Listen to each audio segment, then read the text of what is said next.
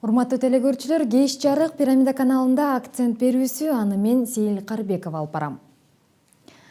Улуттук статистикалык комитеттин маалыматтарына ылайык Кыргызстанда болжол менен 600 миңден ашык адам ар кандай категориядагы пенсионер болуп саналат. Пенсиялык система заманбап коомчулуктун жалпы өнүгүшүн мүнөздөгөн бир топ факторлордон көз каранды. Буга байланыштуу пенсиялык система учурда калыптанып жаткан демографиялык, ошондой эле социалдык, экономикалык чөйрөдөгү өзгөрүүлөргө өз учурунда тийиштүү түрдө жооп кайтарууга муктаж. Өлкөдөгү пенсиялык камсыздоо системасында жүрүп жаткан реформанын алгачкы баскычтарынан бери бир топ убакыт өттү. Адегенде бул жылдар аралыгында аталган системада орун алган олуттуу өзгөрүүлөрдү байкаса болот.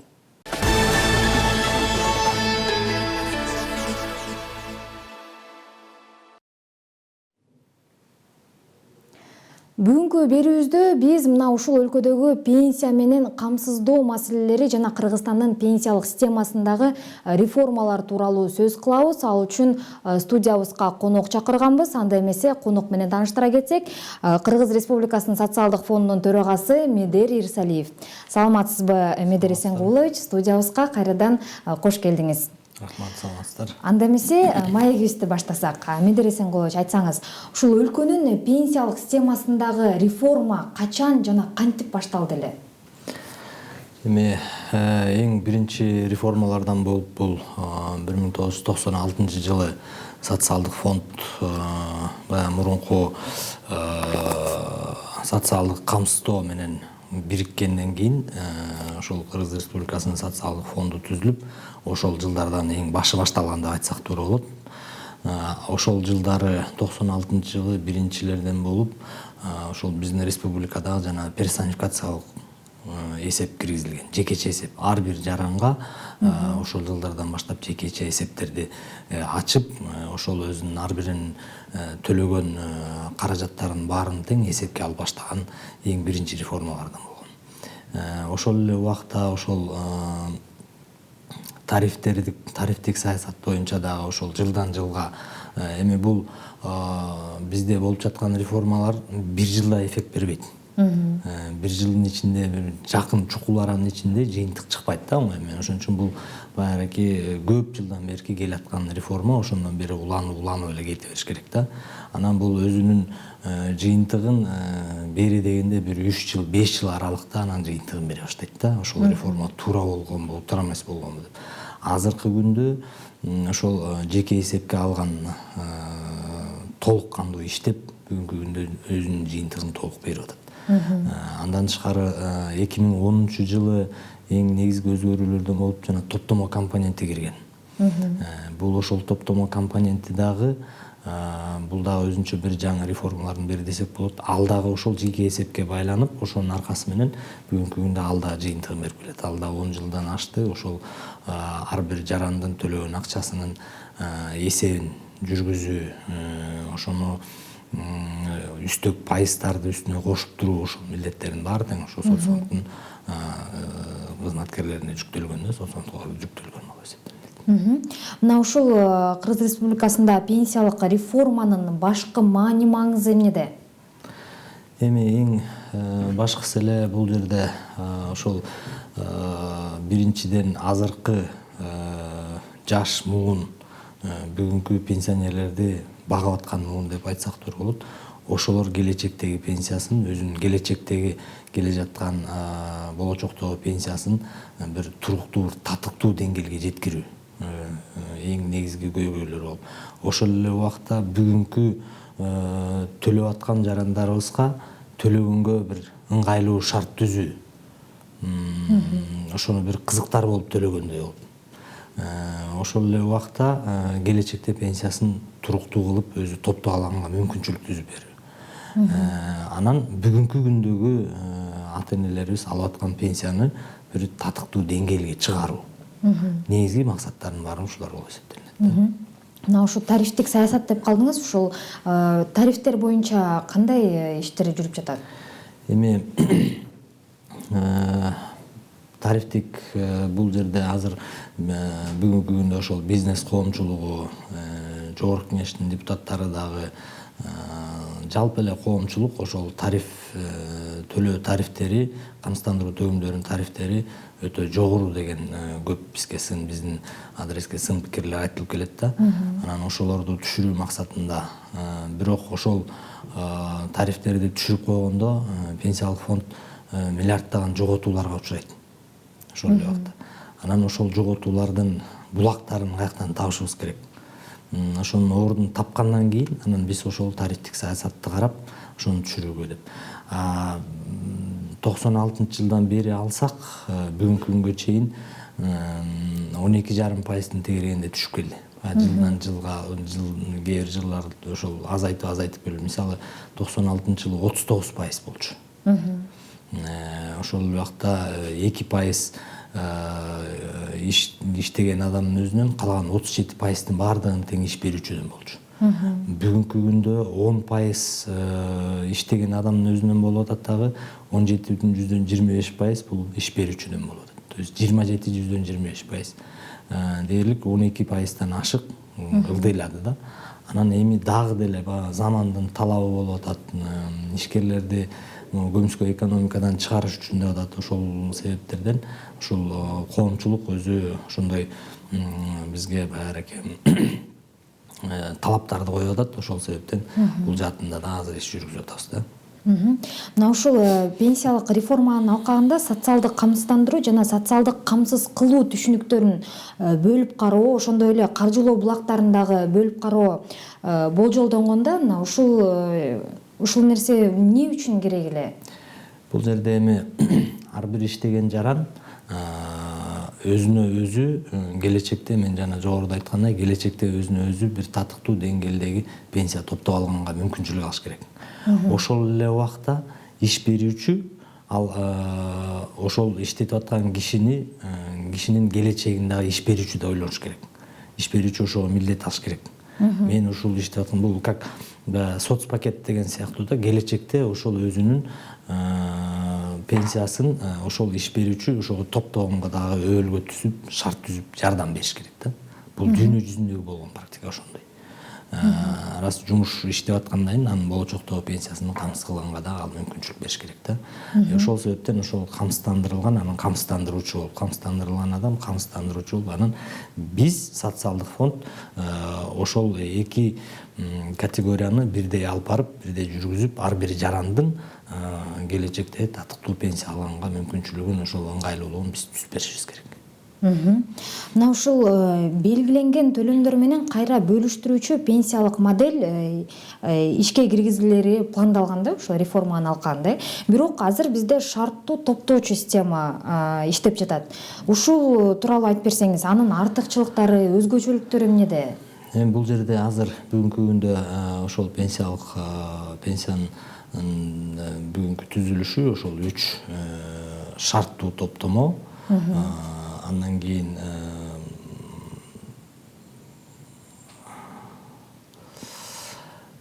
орусча айтканда условно-накопительный болуп калат. Анан накопительно-распределительный болуп калат. То есть топтомо бөлүштүрүү жана сиз жогоруда айтып аткандай ушундай түрлөрү бар да. Бул шарттуу топтомо дегенибиз кандай? Бул бүгүнкү күндө төккөн акчасынын баардыгы тең ар биринин эсебинде турат. Бирок акчалай эмес, кагаз жүзүндө туруп атат. Акчасынын баары тең, каражаттын баардыгы тең бүгүнкү пенсияга төлөнүп кетип атат. Бул ошол ар бир кишинин бул дүйнөлүк практикада деле ушундай да. Бүгүнкү иштеген жарандар бүгүнкү пенсионерди багат да, эртең ал пенсияга чыкканда бүгүнкү иштеп аткан кайра кийинки поколенияны багып кеткендей болуш керек да. Ал эми топтомо компоненти болсо, ал бүгүнкү күндө акчалай, накты акчалай ар биринин эсебинде турат. Бүгүнкү күндө бизде иштеп аткан система ушундай болуп көрүнөт да. Мына ушул Кыргызстандын учурда пенсиялык саясатына сиз ошо жеке өзүңүз кандай мүнөздөмө бере аласыз? Эми башка өлкөлөргө салыштырмалуу бүгүнкү күндө биздин СНГ өлкөлөрүндө деп айтсак болот. Мисалы Россия биздин ушул моделге 2010-жылдары гана араң жаңы ошол биздин модельге келишти. СНГ өлкөлөрүндөгү кошуна мамлекеттердин баары тең. Мисалы Казакстан 2-3 жыл болду кайра мурун бүт баары булар жеке менчик компанияларга берип жүргөн болчу. Азыр кайра алып тура эмес болот экен деп кайра топтоп кайра мамлекеттикке алып келип атат да. Анан биздин система бүгүнкү күндө иштеп аткан система эң жакшы системалардын бири болуп эсептелинет. Бирок тилекке каршы бюджетке жараша пенсиянын өлчөмүнүн гана эң чоң минусубуз ошо пенсиянын өлчөмү кичине азыраак болуп атат деген мындай маалымат ушундай болуп калып атат да, азыраак болуп атат деп айтып атат да. Бирок өз убагында анан туура ар бир жарандын өзүнүн кошкон салымына жараша иштеген жыл стажына жараша гана пенсия чектелип, бул туура компонент болуп эсептелинет да.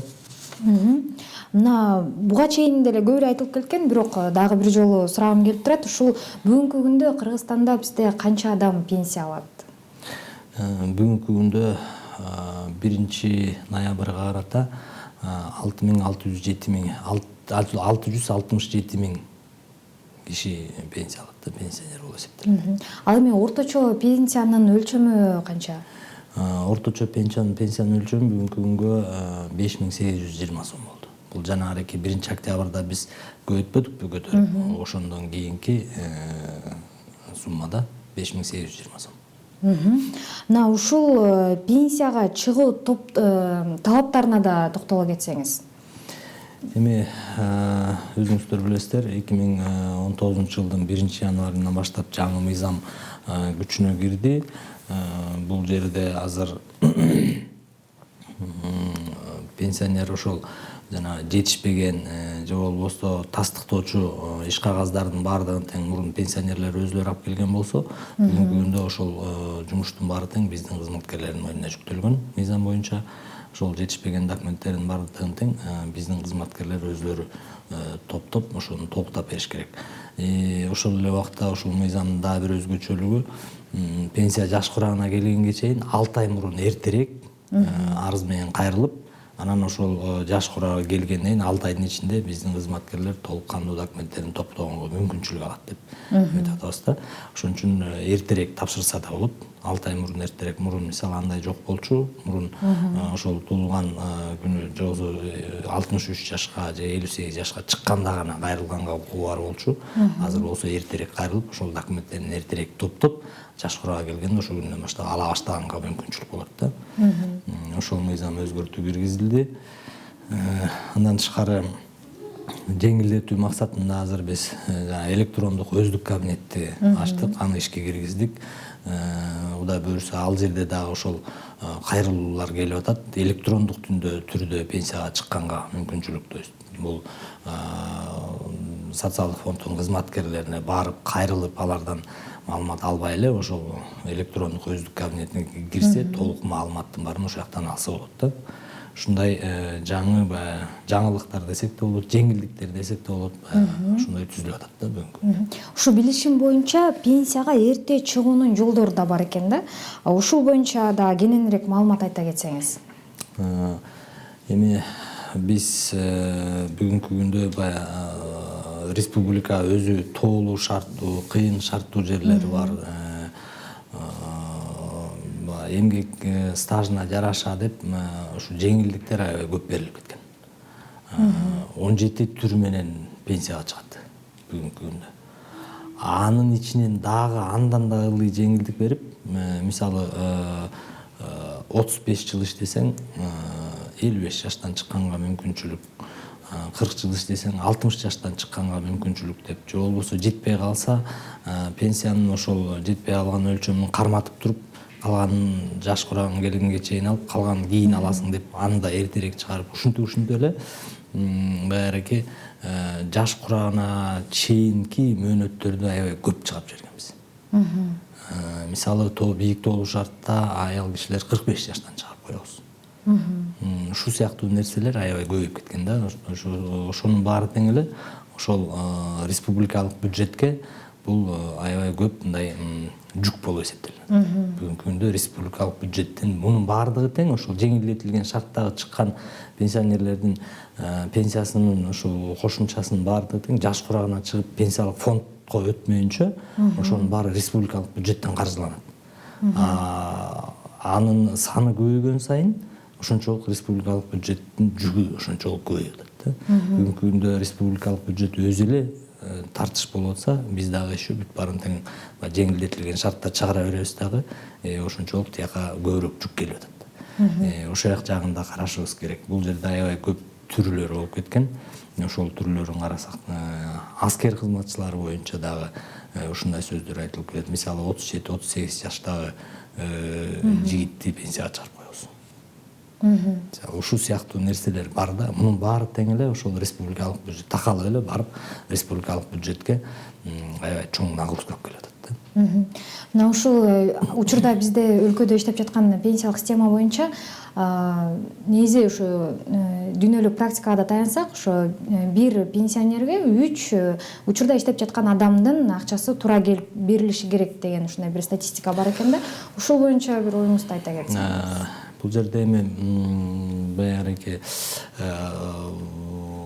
бүткүл дүйнөлүк эмгек уюму бар, бирикме уюму да. Ошол уюмдун рекомендациясына карата татыктуу пенсия төлөнүш үчүн мен баса белгилеп айткым келет, именно татыктуу пенсия төлөнүш үчүн бир пенсионерге 3 иштеген киши камсыздандыруу төлөмдөрүн төлөш керек. Бүгүнкү күндө болсо бизде бир пенсионерге бир кишиге чукулдап калды, бир кишиге даже жетпей калат. Бул уюштулган сектордо болсак. Ал эми айыл чарба секторун же болбосо жеке ишкерлерди кошсок, анда бир 2 кишиге айланат. Бирок ошол айыл чарба жеке ишкерлердин жалпы камсыздандыруу төлөмдөрүнө кошкон салымы 2,5–3% жетпейт. Алып кеткенде 50–60%ын алып кетет. Пенсия алгандачы. Ошон үчүн ошонун баары тең эле келип эле жана мен жогоруда айткандай пенсиялык фондко жүк болуп атат. Аябай чоң жүк, оор жүктү алып келет. Бүгүн, быйыл, эмдиги жылы бир 3–4 жылдын ичинде бул билинбейт, азыркы менен кете берсе. Но бирок 5 жылга баргандан кийин бул аябай чоң нагрузка алып келет. Себеп дегенде дүйнө жүзү боюнча жашоо деңгээли өсүп келатат. Адамдар жаш курагы жылдан жылга көтөрүлүп келет. Бул жаңыз эле биздин республикада болуп аткан проблема эмес. Дүйнө жүзүндө болуп аткан проблема да. То есть карлык узарып атат. Ошончолук карлык узарган сайын бул улам проблеманы көбөйтөт. Анан эми Кудай кут кылсын, карлык узарсын, көп жашайлык.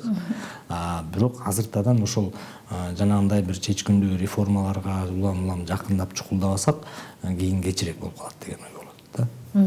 Ушул маселени бүгүндөн баштап көтөрүп мындай бир чечүү чаралары каралуудабы азыр? Эми 2018-жылы декабрь айында Жогорку Кеңештин саламаттык сактоо, билим берүү жана маданият комитетинде жумушчу топ түзүлгөн. Жумушчу топ түзүлүп, ушул пенсиялык саясатты, тарифтик саясатты карап чыгуу боюнча. Жумушчу топ, бул жумушчу топко өкмөттүн аппаратынан, Жогорку Кеңештин депутаттарынан, президенттик аппараттан, жанагы өкмөттүк эмес уюмдардан, бейөкмөттүк уюмдардан, ошол эксперттерден, ушулардын баары катышкан чоң жумушчу топ түзүлгөн. Ошол жумушчу топ ошол декабрь айынан баштап быйылкы жылдын сентябрь, октябрга чейин толук кандуу иштеп чыктык. Буквально ушул ноябрдын 25-инде биз акыркы тегерек столду өткөрдүк.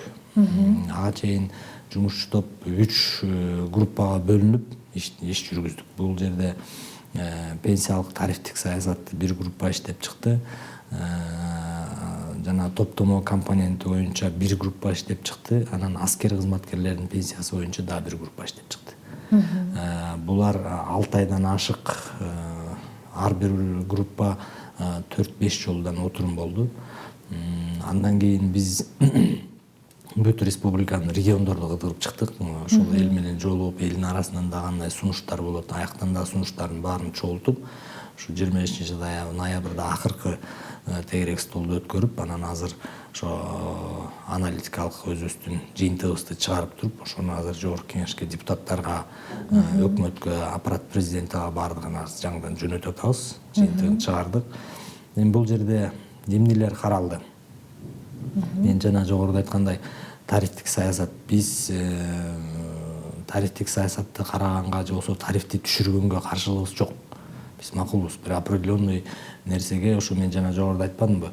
Ошол камсыздандыруу төлөгөндөрүн төлөгөн кишиге да ыңгайлуу, ошого да бир өзүнүн бир мындай шарттары менен каалагандай кылып төлөгөндөй бир шарт түзүп берсек, биз ага каршылыгыбыз жок. Ошол эле убакта жанагыраки жеңилдетилген пенсионерлердин санын көбөйүш, жеңилдетилип эрте чыккандарын. Мисалы, бир жылга бизде 45 миңден ашык жаңы пенсияга чыгышат. Ошонун 60% жеңилдетилген шартта чыгып атат.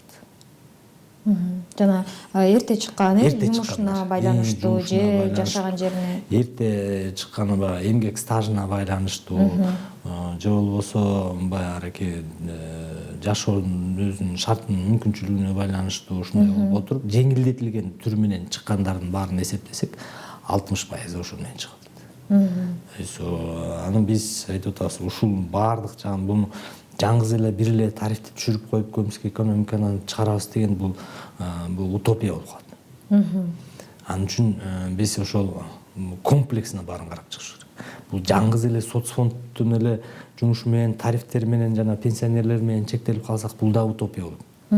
Бул масштабный, мамлекеттик масштабта өткөрүүчү компания болуш керек. Көмүскө экономикадан чыгарыш бул баардык мекеме, министрликтер, ведомстволор менен аралашкан компания жүргүзүш керек да. И ошонун ичинде биздики дагы. Биз да бир какой-то бир жагынан бир жардамыбыз болуш керек. Анан ошол себептен биз өзүбүзгө тиешелүү жагын азыр бүгүнкү күндө жазып атабыз.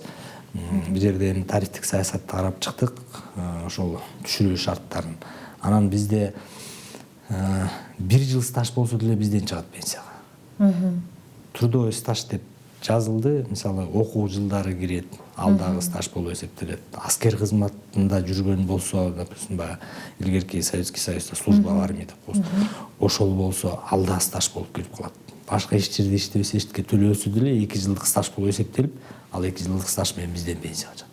Анан жылга эле биз аз алгандарга көп кошобуз деп саясат болуп келип эле бүгүнкү күнгө чейин 2017-жылга чейин ошондой саясат менен келген.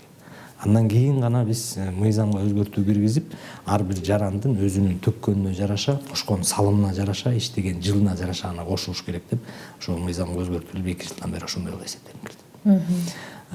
Анан ушундай шарттарда, жана жеңилдетилген шарттарды биз мисалы 5%га түшүрсөк, камсыздандыруу төлөмдөрүнүн тарифтерин, биз 5,5-6 миллиарддын тегерегинде жоготууга учурайбыз. 1 айлык төлөнчү пенсиянын өлчөмү 4 миллиардка чукулдап калды.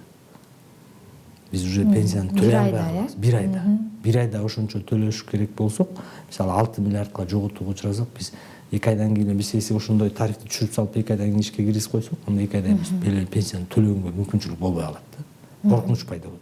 Ошон үчүн биз айтып атабыз, биз могуреки жоготкон каражаттарыбыздын булактарын таап алып, биринчи. Ал булактар кайсылар?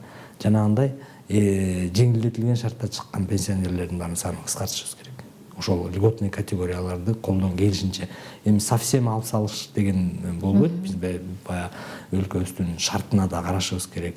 Жана жогоруда айткандай бийик тоолуу шарт бар, алыс жер жайгашкан жерлери бар, барганга кыйын болгон жерлери бар. Ошолордун шарттарын карашыбыз керек. Каршылык жок, инвалид болуп калат, эми кырсык болот, ар кандай. Алардын шартын карашыбыз керек, алардын. Но дени сак, мынакай иштеп жүргөн киши толук кандуу иштеп, толук кандуу гана пенсияга чыгыш керек дегенди алып барышыбыз керек да, ушундай саясат келиш керек. Ошол эле убакта төлөөчүлөр дагы ошол сыяктуу болуш керек. Аякта деле ошондой эле. Инвалид болгонго, бийик тоолуу шарт, кыйын жашоо шарттарын баарын карашыбыз керек дагы, а биз сөз жанагы ден соолугу чың, иштейм десе иштейм деп турган жарандарыбыз. Как положено төлөш керек деген саясатты алып барышыбыз керек да.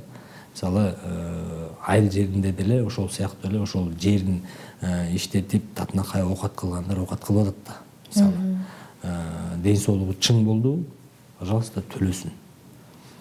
Бизде ошол мен өлкөм үчүн мен бирдемке канча бердим, мен эмне кылдым деген суроону өзүбүзгө аябай почти андай суроо бербейбиз да. Биз только өкмөттөн эмнени алыш керек деген гана келип калган да. Баарыбыз деле ошондой ой менен. Ошол эле убакта бул өзүмө керектүү нерсе, мага лично өзүмө, башка кишиге эмес. Келечекте мен ошонун пенсияны алышым керек деген түшүнүктүү дагы ошонун баарын тең ушул саясаттын ичинде чогуу камтып ошону киргизишибиз керек да.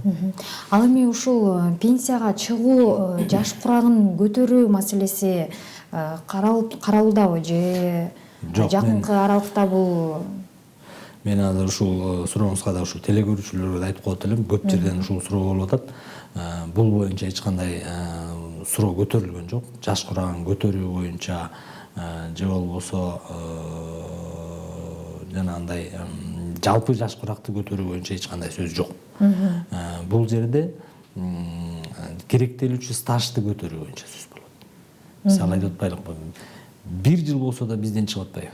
Соцфонддон чыгат. Такыр стажы жок болсо, анда тиги социалдык коргоо министрлиги аркылуу чыгат. Ал эми социалдык өнүктүрүү министрлиги аркылуу пособие болуп калат да. Пособие жаш курагы боюнча пособие деп эсептелинет. Стажы болгондон кийин уже бизден пенсия болуп эсептелинет. Биз ошого керектелүүчү стажды киргизелик. Минималдык стаж болсун хотя бы жок дегенде. 5 жылдан баштайлык. Кийинки жыл 5 жыл болсо, ар бир жыл сайын 1 жылдан кошуп отурсак, ошондо 35-40 жылдарга барып 20 жыл керектелүүчү стаж деп киргизебиз. 20 жыл стажың болбосо, сен пенсияга чыкканга укугуң жок, чыга албайсың дегенди. Жашың келсе дагы, Жашың келсе дагы. 20 жылды, мисалы 22 жашта, 21-22 жашта окууну бүтүп атабы, жогорку окуу жайын. Туурабы? Туура. Ошондон баштап 63 жашка чейин 40 жыл убакыт бар. 40 жыл убакыттын ичинде через год төлөп турсаң дагы 20 жылдык стаж топтосо болот да. Туурабы? Ошол жөнүндө сөз болуп атат да. 20 жылдык стажды топтоп кой, анан пенсияга чыкканга мүмкүнчүлүк аласың, укугуң болот. А так азыр бизде болсо 1 жыл стаж болсо эчтеке төлөгөн эмес, бирок армияга барып служба алып койгон, болду, аны бизден чыгып кетет.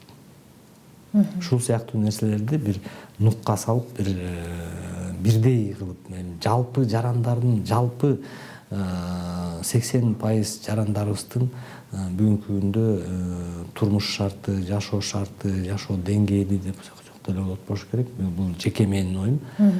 Почти бир сыяктуу, бирдей. Ошолордун баарына бирдей шарт түзүп бериш керек. Анан көбүрөөк төлөгөндөр көбүрөөк төлөсүн, ошончолук көбүрөөк алат. Аз төлөгөн аз төлөсүн, ошончолук азыраак алгандай болуш керек. Совсем эчтеке төлөгөн жокпу, значит ал пенсияга чыкпаш керек. Мисалы ушул сыяктуу да. Бирок ден соолугу чектелген жарандар боюнча ооруп калса, жанагындай эмгек мертинүү болсо, инвалидность алса, бул жөнүндө сөз жок. Алардыкын мамлекет өзүнүн жарандарын, андай жарандарды коргогонго бул милдеттүү. Аны биз коргоп, ошондой кылып чыгарып, аларга өзүнчө шарт түзүп беришибиз керек. Ал эми мен дагы бир жолу айткым келет, именно ошол ден соолугу чың, ишке жөндөмдүү, иштейм десе иштейм, тиштейм десе тиштейм деп турган жарандар жөнүндө сөз болуп атат да. Ошолор өздөрүнүн пенсиясын өздөрү топтош керек.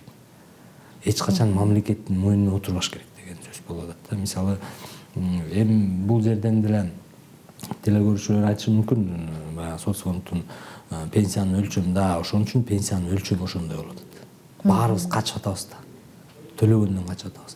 Мисалы, статистика боюнча 2,5 миллиондон ашык эмгекке жөндөмдүү жарандар бар. Бүгүнкү күндө.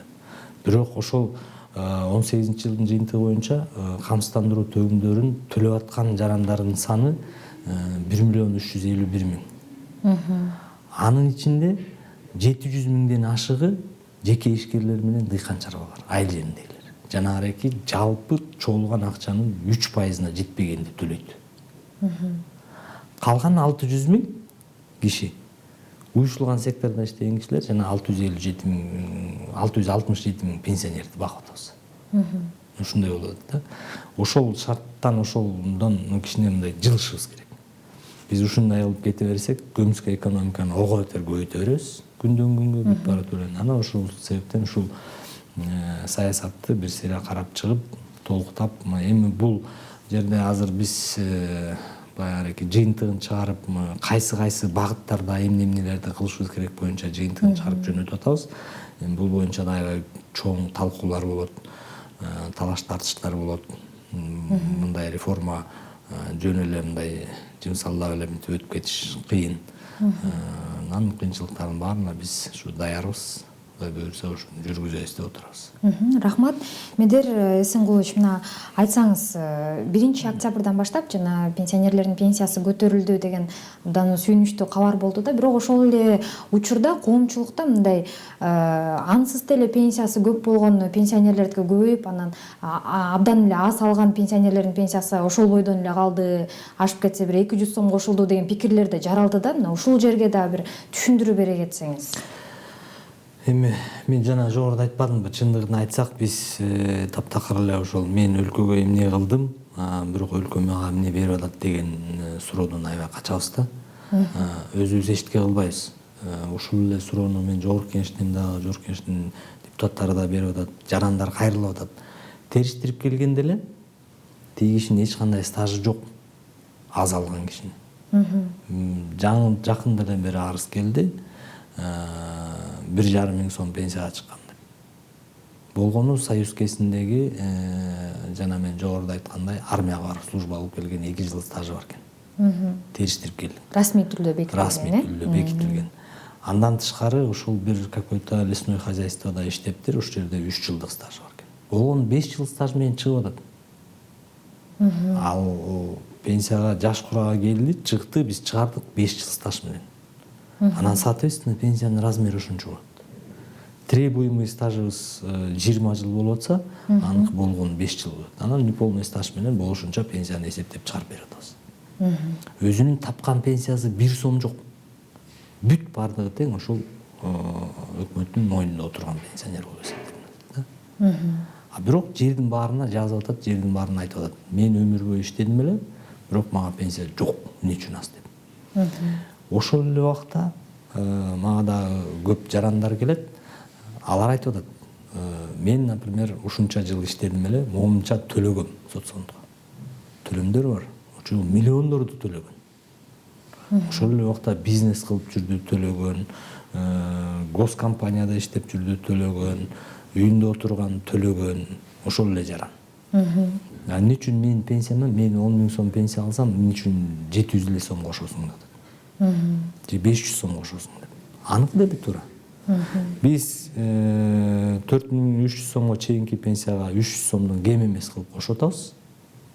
Хотя ага кошконубузду мыйзам боюнча эсептеп туруп кошсок, ага 50-60 эле сом кошулмак. Биз жок андай болбосун деп туруп, ага 300 сомдон кем эмес кылып кошуп атабыз. Ошол эле убакта жананча миллиондогон төлөгөн кишиге 500 эле сом кошуп коет атабыз. Көрөсүзбү, ортосундагы 200 сом эле айырма. Анан кабыстык жок деп аткан ушундан болот. Чындыгында биз мыйзам чегинде кылып, баардыгын мыйзам чегинде кошконубузда, мисалы ошол жанагы 5 миң сомго чейинки пенсионерлерге ашып кетсе бир 60-70 сом эле кошулмак. Анан жок, ошол категорияда биз аз алган категорияны өйдөрөп чыгаралык, камтып кетели деп, ошол себептен аларга 300 сомдон кем эмес кылып кошуп, беркилерге болсо өзүнүн тапкан пенсиясынын гана 5% кылып эле кошуп коет. Ошол себептен жанагы эмне үчүн мага көп кошулбай, аз кошулуп калды, мага апай мынча кошулуш керек деп атканда ошондон чыгат. Эми мунун баарын азыр иш жүзүндө буюрса чыгарабыз, муну эсептеп быйылкы жыл, эмдиги жылкы 20-жылга да муну карап атабыз. Мунун баардыгы тең эле келип эле бюджеттин тартыштыгына, акча каражаттын тартыштыгына, болгон мүмкүнчүлүккө жараша гана жазалып атат. Если жана сиз жогоруда айткандай бир пенсионерге 3 киши төлөгөн болсо, биз, конечно, алардын чоң өлчөмдө кылып кошуп коет элек. Ошон үчүн ошол төлөгөндөн төлөө тартиби бизде кичине начарыраак болуп атат. Ошонун баарын биз ушу элге түшүндүрүү жол менен эч кимди күнөөлөгүм келбейт, но бирок биз ошого барып үйрөнүшүбүз керек да, төлөө тартибинечи. Мисалы өнүккөн өлкөлөрдө, чет өлкөлөрдө жаш бала пособие, государственное пособие деп коебуз. Ошондойдо отурган киши менен кошуналары сүйлөшпөйт. Мен өзгөсү менен көргүлөм. Францияга барсак, бир айыл эле экен, ошол айылында ошол кошунасы бар экен, жапжаш эле жигит, эч жерде иштебейт экен. Ошондой жана пособияда отурат экен. Бирөөсү конокко чакырбайт экен, бирөөсү сүйлөшпөй, учурашпайт экен.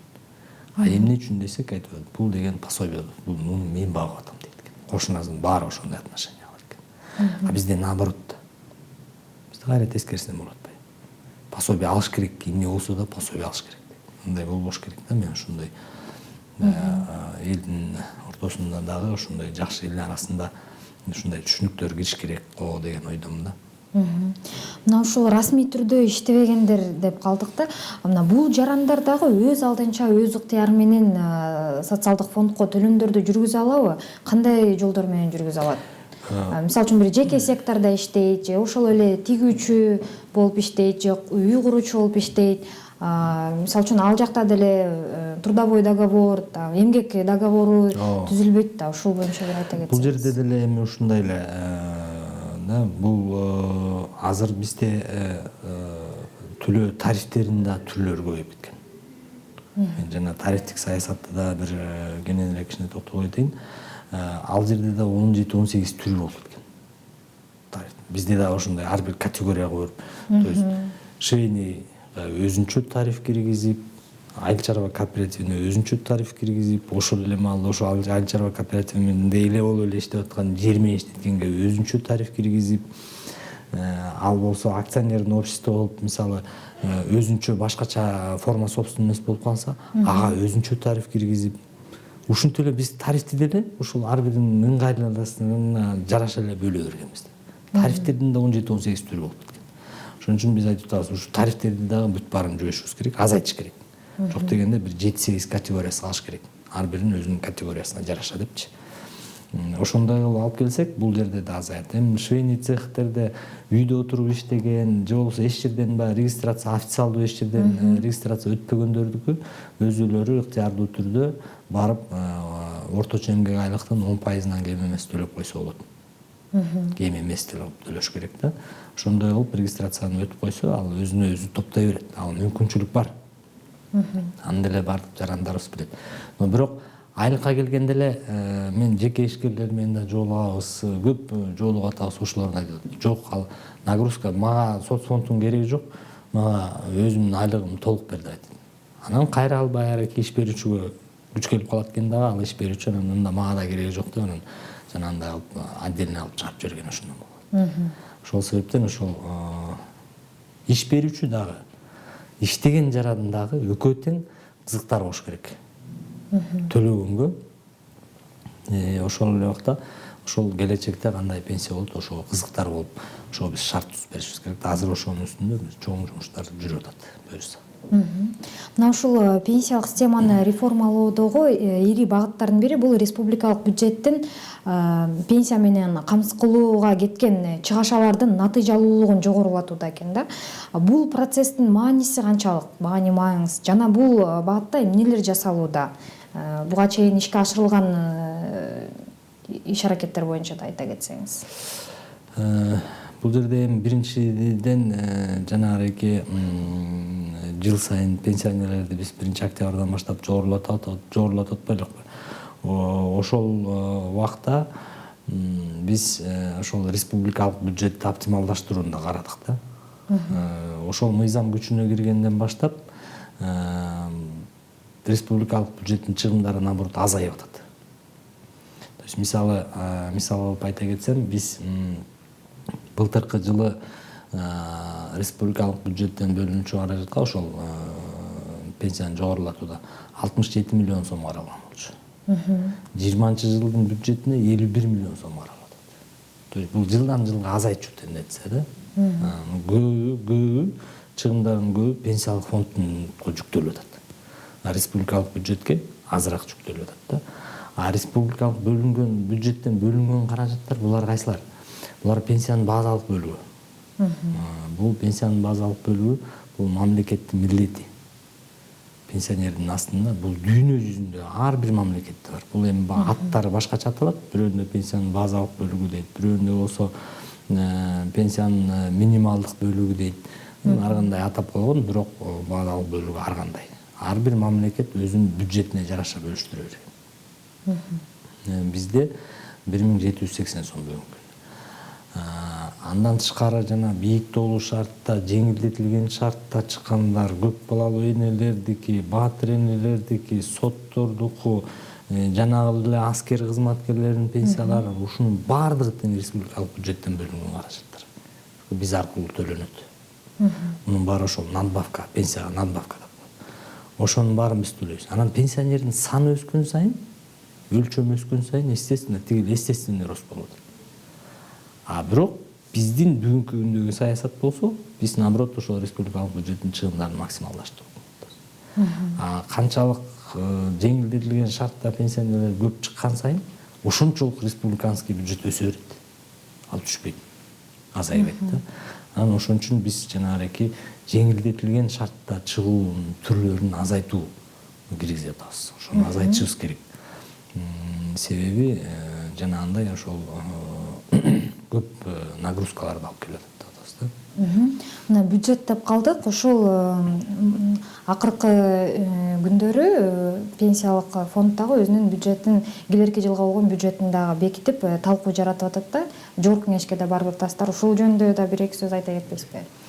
Эми бул мыйзам боюнча биздин социалдык фонддун бюджети 2018 жылдын бюджетин аткаруусун бүтүрдүк. Жогорку кеңеш колдоп берди. Азыр президентке жөнөттүк кол коюуга. Ал эми 20 жылдын божомолу жана 21-22 жылдардын божомолу жөнүндө бюджетти азыр экинчи окуубуз бүтүп, буквально кечээ комитеттен 3-чү окуу өттү. Эми Кудай буюрса 3-чү окуу палатага калды. Бул жерде деле ушул биз 20 жылы кайсы иштерди аткарабыз. Канча камсыздандыруу төлөмдөрү чогултулуш керек. Салык кызматын өткөрүп бербедикпи быйылкы жылдан баштап? Ошолор чогултулат. Анан канча өлчөмдө дагы кийинки жылы пенсиянын көтөрүлүшүнө карадык. Ошонун баарын ошого киргизип, ошол бюджеттин алкагында жумшалып алып. Бюджеттен бул биздин бир жылга жазылган бизге мыйзам да, ошону аткарышыбыз керек да. Анда өлчөмү канча болуп бекитилип атат? 57 миллиарддан ашык бул киреше бөлүгү болуп атат. Ошол эле убакта ошол 57 миллиарддын тегерегинде чыгаша бөлүгү болуп атат. Бул жерде фондстуку да бар, жана федерация профсоюздуку да бар. Ошонун баары кошулуп, пенсиянын негизги чыгымдар бул пенсиялык фонддун чыгымдары. Мына ошо 2010 жылга чейин Кыргызстанда тилектеш пенсиялык система гана иштечү. Буга чейин да айтып кеттик. Азыр бизде ошо бирдиктүү топтомо же башка айтканда аралаш система иштейт да. Ошо алардын айырмачылыгы эмнеде? Ушул жөнүндө айтып. Жок, милдеттүү топтомо да. Бул милдеттүү топтомо фонду бул 2010 жылы кирген. Бул милдеттүү топтомо фонду болсо ар бир жаран бул только жанагы уюшулган секторго киргизилген. Өзүнө ошол келечектеги бул кошумча пенсияга чыккандан кийин пенсиясын, өзүнүн тапкан пенсиясын алыш керек. Андан тышкары бул кошумча каражат. Бул ошол пенсияга чыкканда дагы ошол канча жыл топтосо, ошого биз жыл сайын ал акча каражатын инвестициялап, бул накталай акча каражаты бүгүнкү күндө ар бир жарандын эсеп счетунда турат. Биз ушу үстөк пайыз кошуп, анан жылдан жылга көбөйтүп турушубуз керек. Кийин ошол чыкканда ошол акчасын толук кандуу бир өзүнө керектүү нерсеге жумшаганга мүмкүнчүлүк алат да. Бул пенсияга эле кошумча, үстөк кошумча акча каражат болуп эсептелет. Мисалы айтып атпайлыкпы? Японияда эмне үчүн пенсионерлер пенсияга чыккандан кийин экинчи профессияны алат? Же болбосо дүйнө жүзүн бүт кыдырганга мүмкүнчүлүк алат депчи. Бул ошол сыяктуу акча каражат болуш керек да. Пенсияга чыккандан кийин мен башка бир профессияны окуйт элем десе, барып окусун ошол акча каражатына. же болбосо мен ушул акча каражатым топтолуптур, мен ушул акча каражатка мен дүйнө жүзүн кыдырып келейин. Же болбосо мен өзүмө керектүү бир оокат алып алайын деген. Бирок азыр пенсияга чыкмайынча бул акча каражатын алганга мүмкүнчүлүгү жок.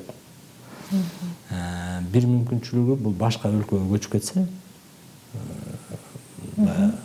эмеге постоянное место жительства деп ошондой көчүп кетсе, анда биз которуп беребиз.